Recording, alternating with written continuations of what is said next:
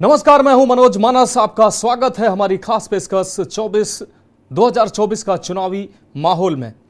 यहां हम आपके लिए लाते हैं सबसे ताजा और गर्मा गर्म चुनावी विषयों पर चर्चा।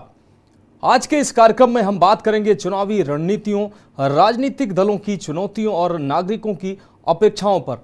तो देखिए, हमारे साथ जुड़िए और 24 का चुनावी माहौल देखिए हमारे साथ।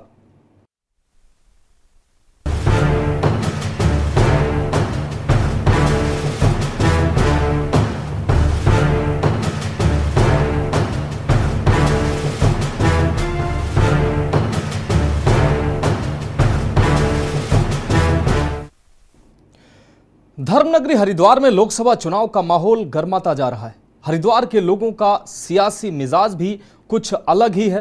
दरअसल चुनावी मौसम में लोगों को सियासी दलों से काफी उम्मीदें होती हैं। रोजगार और विकास पर काम की उम्मीद है। ये रिपोर्ट देखिए। देवभूमि उत्तराखंड की धर्मनगरी हरिद्वार में इन दिनों चुनावी बयार बह रही है। हरिद्वार का मतलब है हरि का द्वार, यानी देवताओं के प्रवेश का दरवाजा। वैसे तो ये शहर श्रद्धा और भक्ति के लिए जाना जाता है, लेकिन चुनावी मौसम में लोगों को उम्मीद है कि सियासी दल विकास, बुनियादी ढांचे और रोजगार से संबंधित मुद्दों पर बात करेंगे। हरिद्वार के कुछ लोग सांसद से संतुष्ट हैं, जबकि कुछ लोगों को शिकायत है। हरिद्वार से बीजेपी के मौजूदा सांसद रमेश पोखरियाल निशंक हैं, जो 2009 से 2011 के बीच उत्तराखंड के मुख्यमंत्री भी रहे। वर्तमान में जो सांसद है यहाँ पे रमेश पोखरियाल निशंक उत्तराखंड के पूर्व मुख्यमंत्री भी रहे हैं, और जिस परिप्रेक्ष्य में उन्हें सांसद बनाया गया था यहाँ पे रोजगार को लेके, सड़कें, विकास, और उसको देखा जाए तो उनका ये कार्यकाल निराशाजनक रहा है, क्योंकि सांसद होने के नाते उन्होंने पूरे 5 साल हरिद्वार लोकसभा में कहीं ध्यान नहीं दिया। ये किसान क्षेत्र है, यहाँ पे व्यापारी क्षेत्र है, इसको इन्हें डेवलप करना चाहिए था। कोई इन्होंने यहाँ पे इस तरीके से कोई स्थायी काम नहीं करा जो कि एक मील का पत्थर साबित होता। उम्मीदवार कोई भी हो, उम्मीदवार वो होना चाहिए जो आम जनता की बात उठाए, ना कि एक सेंटर की कठपुतली बन के रह जाए। अपनी बात कोई नहीं रखता है यहाँ पे। सिर्फ जो सेंट्रल से काम हो रहे हैं, जो मोदी जी बहुत अच्छे काम कर रहे हैं, आज फ्लाईओवर्स बन रहे हैं, सड़कों के अच्छे निर्माण हो रहे हैं, बहुत सारी चीजें हैं, पर उम्मीदवार का तो अपना कोई काम नहीं है ना। निशंक जी ने आज तक तो मेरे को लगता नहीं कोई बात उठाई होगी कहीं पे भी। हरिद्वार में कुछ लोग मोदी सरकार के काम से बहुत प्रभावित हैं। मुद्दे तो बहुत हैं, लेकिन जो मोदी जी द्वारा कार्य कराए जा रहे हैं पूरे राष्ट्र में, और ऊपर से हमारे प्रदेश में माननीय पुष्कर सिंह धामी जी द्वारा आप बिल्कुल नया यूसीसी कानून लागू किया है। नितिन गडकरी जी ने सैकड़ों करोड़ों रुपए की योजनाओं का शिलान्यास किया है, सड़कों का, जिसमें आपको सीवर से लेके पेयजल से लेके तमाम योजनाएं हमारे हरिद्वार को दी हैं। तो मोदी जी अच्छा काम कर रहे हैं, नो डाउट है। इस बार भाजपा की सरकार पूर्णतः बनेगी। इसमें यहाँ गंगा के विभिन्न घाट जितने भी हैं, उनका सौंदर्यकरण, उनका निर्माण, गंगा में गिरने वाले सैकड़ों नाले, जिस प्रकार से आज एसटीपी प्लांट की क्षमता को बढ़ाकर गंगा में गिरने से रोक दिए गए हैं, क्या वो सनातन की रक्षा नहीं है? क्या वो गंगा प्रेमियों के लिए जिस प्रकार की स्थितियां पहले दयनीय स्थिति थी, वो कहीं ना कहीं अब खुशहाल स्थिति आई है। हरिद्वार के लोगों को उम्मीद है कि आने वाले वक्त में शासन और प्रशासन स्तर से उनकी समस्याओं का समाधान किया जाएगा। जितनी भी जन समस्याएं हैं, चाहे वो अनियंत्रित रूप से यहाँ यातायात के जो साधन हों, ऑटो रिक्शा, बैटरी रिक्शा, इन सबके कारण जितनी परेशानी यहाँ के स्थानीय नागरिकों को होती है, इसका एक स्थायी समाधान यहाँ के जिम्मेदार लोगों को करना चाहिए। बीजेपी ने पहली लिस्ट में उत्तराखंड की 5 सीटों में से 3 पर उम्मीदवारों का ऐलान कर दिया है। बाकी 2 सीटों हरिद्वार और गढ़वाल के उम्मीदवारों का ऐलान अभी नहीं किया गया है। प्रयास लगाए जा रहे हैं कि बीजेपी हरिद्वार सीट से उम्मीदवार बदल सकती है। विपक्ष ने अभी तक हरिद्वार से अपने उम्मीदवार का ऐलान नहीं किया है।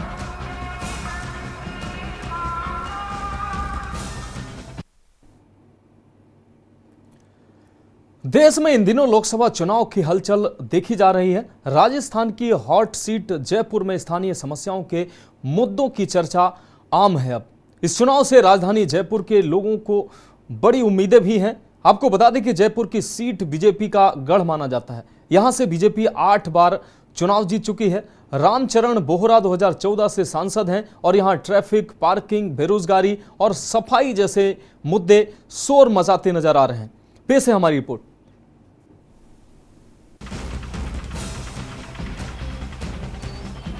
राजस्थान की जयपुर सीट हमेशा से बीजेपी का गढ़ रही है। बीजेपी 2014 और 2019 समेत 8 बार इस सीट से जीत चुकी है। रामचरण बोहरा 2014 से यहां से सांसद हैं। राजस्थान की हॉट सीट कहलाने वाले जयपुर के वोटर्स का मानना है कि ट्रैफिक, पार्किंग, बेरोजगारी और सफाई जैसे मुद्दों पर ध्यान देने की जरूरत है।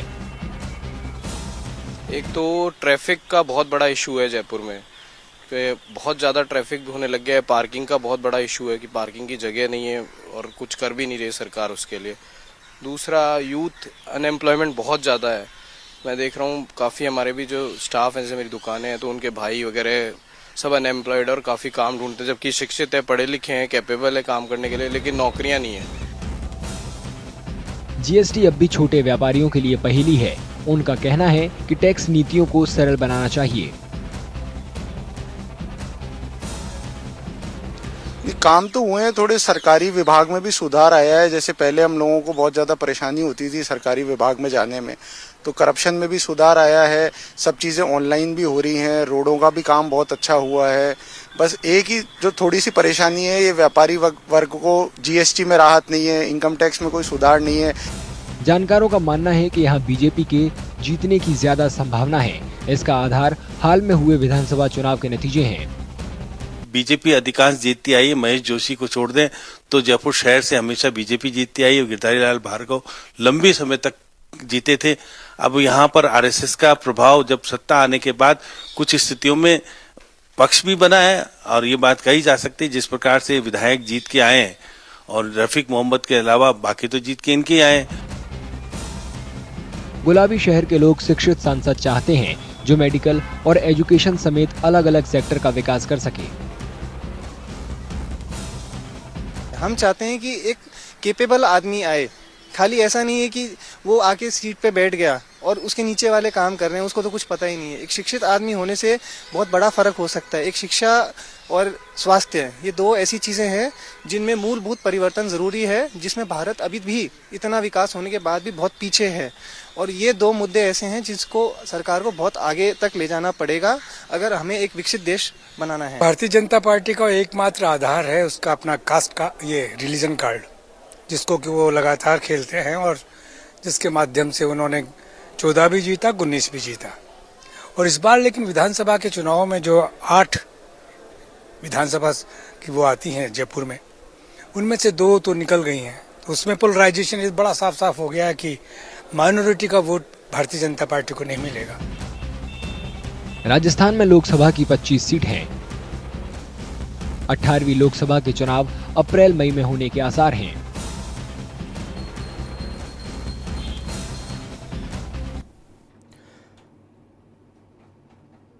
तो हम अपनी खास पेशकश 24 का चुनावी माहौल में एक ब्रेक के लिए रुकते हैं। ब्रेक के बाद हम अगले शहर के चुनाव की चर्चा करेंगे। तो ब्रेक के बाद हमारी खास पेशकश 24 का चुनावी माहौल में आपका एक बार फिर से स्वागत है। अब बात कर रहे हैं जोधपुर की। जोधपुर लोकसभा सीट का सियासी महत्व है। यहां कांग्रेस व बीजेपी के लिए हमेशा साख की लड़ाई रही है। जोधपुर राजस्थान का दूसरा सबसे बड़ा शहर है। ये रिपोर्ट के माध्यम से देखिए यहां का चुनावी माहौल। राजस्थान का दूसरा सबसे बड़ा शहर जोधपुर, जिसे ब्लू सिटी के नाम से भी जाना जाता है। इसके लोकसभा क्षेत्र में जोधपुर शहर, सरदारपुरा, सुरसागर, लूनी, फलौदी, लोहावट, शेरगढ़ और पोखरण विधानसभा सीटें शामिल हैं। कांग्रेस और बीजेपी के 2 दिग्गजों अशोक गहलोत और गजेंद्र सिंह शेखावत दोनों जोधपुर से आते हैं, इसलिए ये लोकसभा क्षेत्र देश में एक सियासी हॉट सीट बना हुआ है।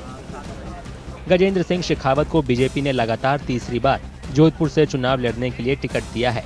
हालांकि कांग्रेस ने अभी तक अपने उम्मीदवार की घोषणा नहीं की है।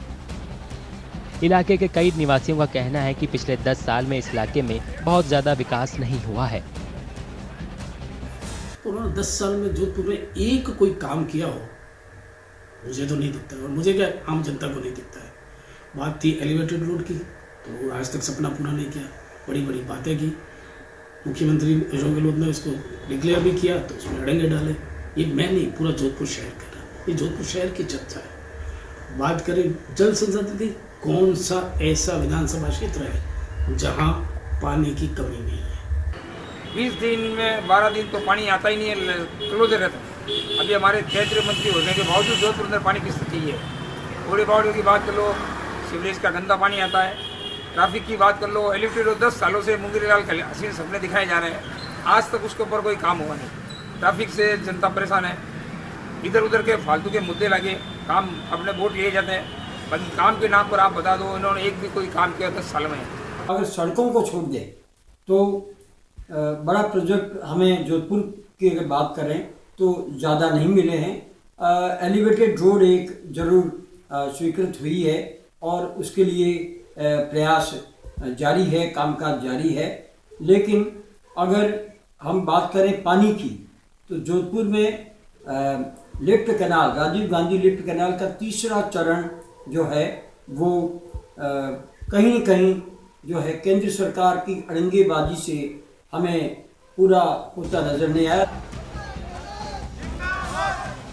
जबकि कुछ लोगों का मानना है कि 1980 से 1998 के बीच जोधपुर लोकसभा सीट से 5 बार और उसके बाद सरदारपुरा विधानसभा सीट से 6 बार चुने गए अशोक गहलोत ने शहर के विकास के लिए बहुत काम किया है।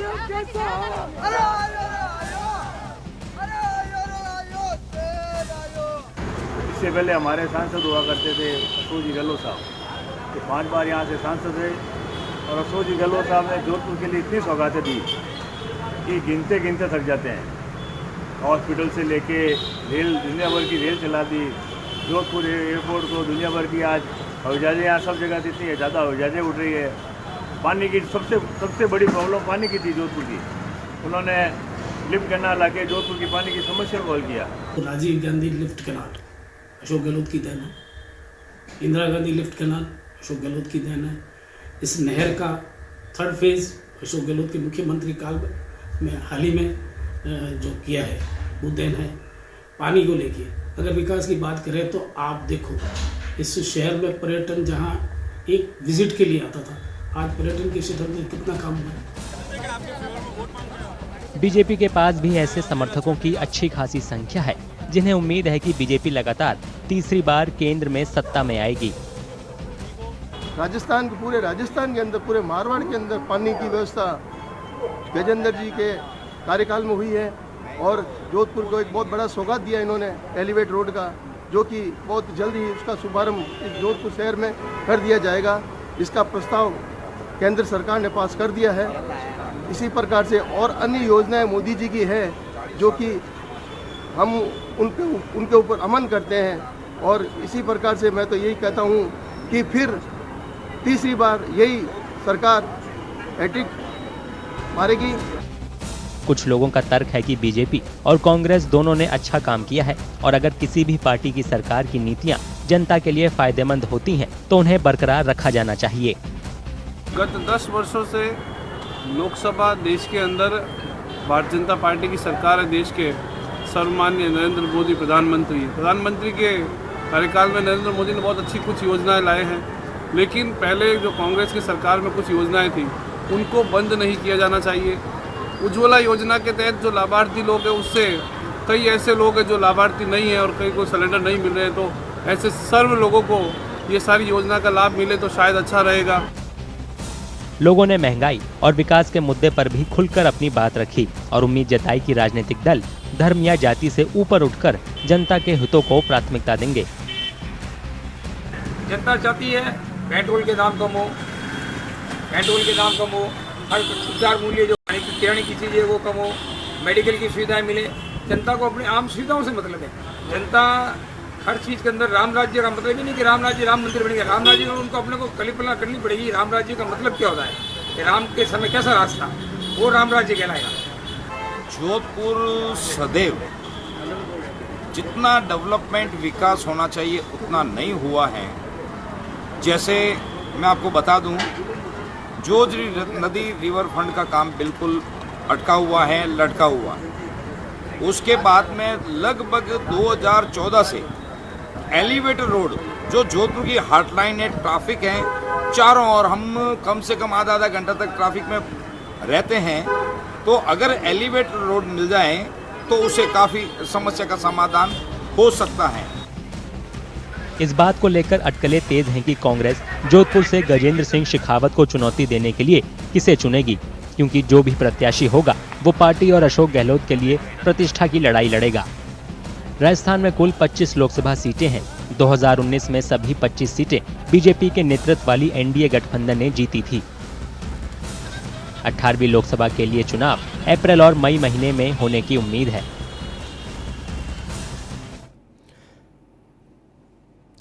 अब बात करेंगे माया नगरी मुंबई के चुनावी माहौल की। देश की आर्थिक राजधानी मुंबई में चुनावी हलचल तेज है। दक्षिण मुंबई सीट की चुनावी बयार की अगर बात करें तो इस सीट का राजनीतिक महत्व काफी है। यहां आरबीआई मुख्यालय है, कई निजी बैंकों के दफ्तर भी हैं और बॉम्बे स्टॉक एक्सचेंज भी यहीं पर है। वहीं आधे अधूरे वादों को लेकर वोटर्स में निराशा भी देखी जा रही है। पेश है हमारी रिपोर्ट। भारत की वित्तीय राजधानी मुंबई में 6 लोकसभा सीट हैं। इनमें दक्षिण मुंबई को राजनीतिक रूप से बेहद अहम माना जाता है। भारतीय रिजर्व बैंक का मुख्यालय, कई निजी बैंकों के दफ्तर, बॉम्बे स्टॉक एक्सचेंज, कई राजनीतिक दलों के मुख्यालय, महाराष्ट्र विधानसभा और कई मंत्रालयों की मौजूदगी इस सीट को खास बनाते हैं। राजनीतिक विश्लेषकों का मानना है कि दक्षिण मुंबई सीट जीतने वाली पार्टी का राज्य की राजनीति में दबदबा रहता है। ये एक ऐसी जगह है जहां पर जीत हासिल करने से पूरे महाराष्ट्र के अंदर एक तरीके से वर्चस्व रहता है। जिन चीजों को लेकर के लगातार पॉलिटिकल पार्टी जो होती है उनका सोचना ये होता है कि अगर साउथ मुंबई पे अगर उनका कब्जा है तो चाहे वो पूरे मुंबई के अंदर अगर मैं बात करूं बिल्डर लॉबी हो या किसी और अन्य लॉबी की, तो यहां से ही कमांड होती है। इसलिए साउथ मुंबई बहुत अहम है, क्योंकि मुंबई में रहने वाले या महाराष्ट्र में रहने वाले जितने लोग हैं वो मुंबई से इसलिए जुड़ते हैं क्योंकि सारे ही मुख्यालय यहाँ है। आभूषण और सोने के जावेरी बाजार, फलों, सब्जियों और किराने के सामान के लिए क्रॉफर्ड मार्केट और देसी विदेशी व्यापार में योगदान देने वाले सासून डॉक्स जैसे थोक बाजार इस सीट को महत्वपूर्ण बनाते हैं। ये हब बड़ी संख्या में कुशल मजदूरों को रोजगार भी देते हैं। कुछ जानकारों का मानना है कि आधे अधूरे वादों के कारण यहाँ के वोटर्स पार्टियों से निराश हैं। वे उसी उम्मीदवार को वोट देना चाहते हैं जो उनके हितों के लिए काम करे। अब जो है वो पार्टी का रुझान तो खत्म हो गया कि हम किस के ऊपर भरोसा करें, क्योंकि कल तक के अगर हम कांग्रेस को लेकर चलते थे तो कांग्रेस के ही जो मेन इनके जो दिग्गज लीडर्स है वो आज कहीं ना कहीं बिखर गए और कहीं ना कहीं टूट गए। रही बात एरिया की और मुसलमानों की बेसिक चीज़ों की, उस चीज़ों के ऊपर आज मुझे नहीं लगता कि कहीं ना कहीं कोई काम हुआ है, क्योंकि जो बेसिक चीज़ें हैं, जो बेसिक ज़रूरतें हैं, चाहे वो हॉस्पिटल सबसे इम्पोर्टेंट, एजुकेशन को लेकर, कॉलेजेस को लेकर, स्कूलों को लेकर, आप जब यहाँ के सर्वे करेंगे तो आपको पता चलेगा कि हम एक विलेज यानी कि एक बैकवर्ड तबके के जो विलेज है, जो बेसिक सहूलतें, हम उससे भी महरूम हैं। फिलहाल किसी भी पार्टी ने दक्षिण मुंबई सीट के लिए उम्मीदवार के नाम का ऐलान नहीं किया है, लेकिन जानकारों का कयास है कि बीजेपी के राहुल नार्वेकर और उद्धव ठाकरे की अगुवाई वाली शिवसेना के मौजूदा सांसद अरविंद सावंत यहाँ के मुख्य उम्मीदवार होंगे। 25 साल कांग्रेस ने दिए हैं, लेकिन अब तक कोई विकास या जो सुविधाएं लोगों को चाहिए वो नहीं मिली। वहीं सेना भी अभी पिछले लंबे समय से लगातार काम कर रही है, लेकिन उन चीजों को लेकर के नहीं। नार्वेकर के काम को लेकर के लोगों को ऐसा मानना है कि शायद ये बड़ी फैमिली से है, वो काम कर रहे हैं, इस वक्त स्पीकर भी है, तो रेस के अंदर ये ऐसा आसान नहीं होगा इस बार का चुनाव। जहां से नार्वेकर को उतार करके बीजेपी अपना कार्ड खेल रही है, वहीं कांग्रेस के पास करिश्मा दिखाने के लायक कोई चीजें नजर नहीं आ रही। इस सीट पर 2004 से 2009 में कांग्रेस के टिकट पर मिलिंद देवड़ा जीते थे। अब वे एकनाथ शिंदे की अगुवाई वाली शिवसेना के साथ हैं। 2014 और 2019 के चुनावों में अविभाजित शिवसेना के अरविंद सावंत यहां से सांसद बने। 18वीं लोकसभा के चुनाव अप्रैल मई में होने के आसार हैं। तो हमारी खास पेशकश 24 का चुनावी माहौल में आज के लिए इतना ही। मुझे दीजिए इजाजत और आप देखते रहिए के न्यूज़ इंडिया।